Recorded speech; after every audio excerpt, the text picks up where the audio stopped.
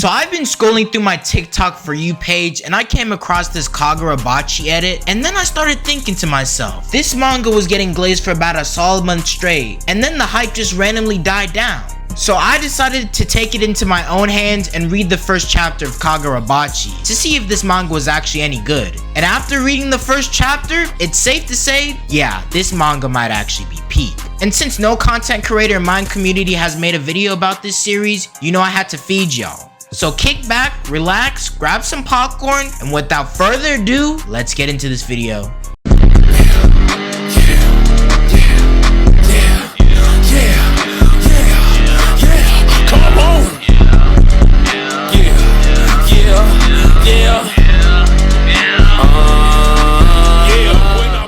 Alright, so the manga starts off with our main character Chihiro with his pops Konoshiki, and both these two are swordsmiths. However, for Chihiro's dad specifically, he's one of the most famous swordsmiths in the country due to the fact that he's able to use his special techniques to create his powerful swords. So he's definitely got some experience under his belt. Chihiro and Konoshiki are both seen working together to make this weapon, and it seems like this man Konoshiki is mega locked in right now. But he does not take his job lightly one bit. However, when he's not a swordsmith, he's low-key kind of a goofball. Cause we then cut to this flashback of Chihiro's dad talking to a bunch of these fishes. And isn't this dude almost like 40? Why is this man having full-blown conversations with fishes? Like, you are not Aquaman, gang, respectfully. But the reason why Chihiro's dad bought these goldfishes in the first place was because the colored ones push away evil and the multicolored ones attract good luck. So I guess he thought these fishes were gonna give him good fortune. But Chihiro said straight up to his father that his dumbass got scammed. Yeah, nah, this dude is low-key kind of a bum, but at least he's present in his kid's life. Because we all know 99% of these anime dads are completely absent in their own child's life, so I guess he isn't completely a bum. We then fast forward back into present time, and Chihiro and Konoshiki are both finished swordsmithing for the day, so they decide to go and make some dinner. But before they could do that, this guy pulls up named Chiba, and apparently this guy is an old friend of Chihiro's dad. And while Chihiro and Chiba are both at the table, Chiba comments that his dad, 15 years ago during the Great Seitei War, was more famous than the guys on the battlefield because his swords that he made were basically strong enough to end the war. And Chihiro has heard this shit 1,000 times, but even after being consistently reminded by his father's greatness, he does seem to be a little bit happy about it, so that's wholesome. After Shiba and Chihiro are done having their little chit chat, Shiba leaves and Chihiro's dad is looking slightly bothered because since his son is turning 15, he's gonna have to teach him the more messed up side of swordsmithing. But Chihiro doesn't care. He wants to do everything in his power to become a swordsmith, so he insists that his dad teaches him. So dad is like, I bet. And then they enter this room, and Konoshiki grabs his katana and remarks that katanas have always saved lives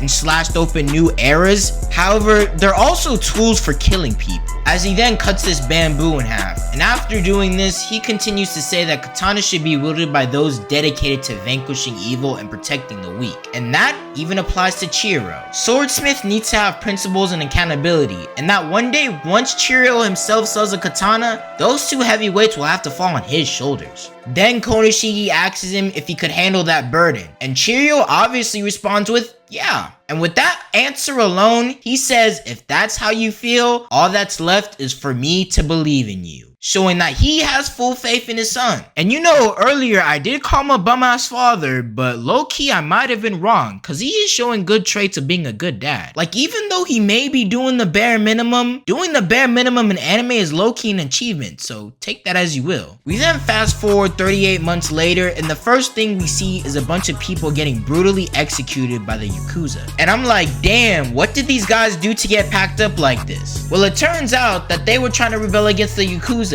due to the fact that they managed to take over their city. And this mustache guy right here acts as the last remaining survivor if he knows any more people that are a part of the rebellion. But gang is not snitching, he's too loyal to the cause. So instead, he just throws insults at the mustache guy, calling his gang a bunch of jokers and that they're a bunch of maggots infesting the streets. And of course, as a result of this, he gets his shit smacked in. Like, I don't know what he expected. The mustache guy then asks the dude if he knows who's exactly backing up the Yakuza, and it turns out to be a sorcerer, as we then finally see our first big bad villain in the series. And I don't really know why, but this dude kind of reminds me of that one guy on Fire Force. I forgot his name, but once I'm editing this video, I'll probably show him on screen. But back on topic, after this dude is introduced, we finally see the first case of sorcery in the Kagura Baichi series. Cause he makes this miniature tree out the ground and impales this dude's face. Which isn't really crazy, but you know, since this is the first chapter, you know they gotta play with the tip a little bit. What? Bro, what are you talking about, man?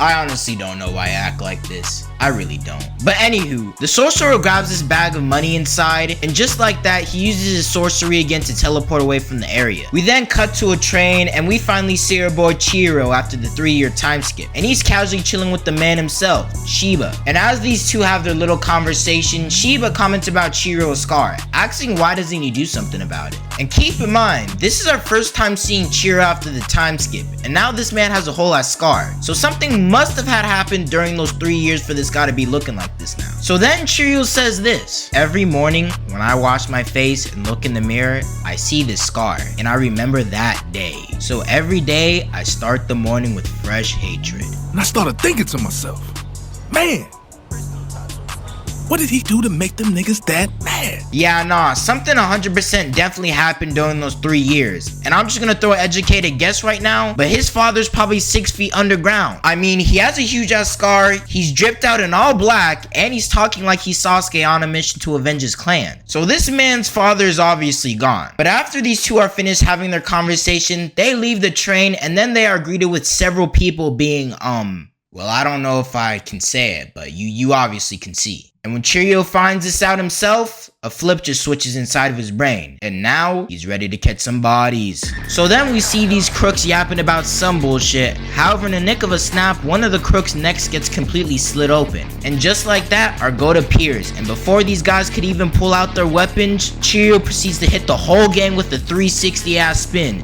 sending everybody in that bitch back to the lobby. And it's like, yo bro, this is legit his first chapter and he's already stacking up bodies like he's in a COD match. Like what the fuck? We go back to the guy who got captured before, and these buffoons are still trying to interrogate him. But Buddy still isn't budging, so they decide, since he isn't saying anything, that they're just gonna come after his sister. So when they try to open the door to leave, Chihiro then pops up and then slices this nigga's arm off like butter, and then just casually speed blitzes the rest with ease. And the mustache guy is asking him what's his business with the Yakuza. And y'all, you guys are gonna think I'm glazing like crazy considering the fact that this is legit the first chapter, but Chihiro low-key says this tough ass line. He says, I came to ask you something. And also, I can't let slime like you wield a katana. And then when he says this, everyone in the room tries to jump him, but it's too late. They're already cooked. Because he then grabs his weapon, unsheathes his katana, saying N10, as these huge goldfish would then appear. And for those who don't know, the katana Chihiro currently has is imbued with special magical power. And that same katana Chihiro is using right now was also his last weapon his dad made. Meaning, yes, I was right. This boy is in fact fatherless. Chihiro then says Koro, and then he fires off this slash attack at this crowd, instantly taking out probably like 15 of these gang members in a matter of a second. Then he rushes at this one guy, leaps over him, and then cuts open his shoulder. And while Chihiro was in midair, everyone started ganging up on him, that way he gets overwhelmed by the amount of people. But once he lands on the ground, he calmly says Nishigi, as the next panel shows us the aftermath of the battle. And everyone in that room is completely laid out. Like, I can't even call this shit a fight. This was just straight up mass genocide. Like, Chihiro's really out here moving like King Von with the amount of bodies he's catching. Chihiro asks the mustache guy about the Hashaku, which are basically a group of sorcerers that are basically backing up the Yakuza. And the guy is obviously like, the Hashaku? Those guys are monsters. If you want to fight monsters like them, then you must be out of your mind. But Chihiro doesn't care one bit, because in the end, he has to cut all of them down.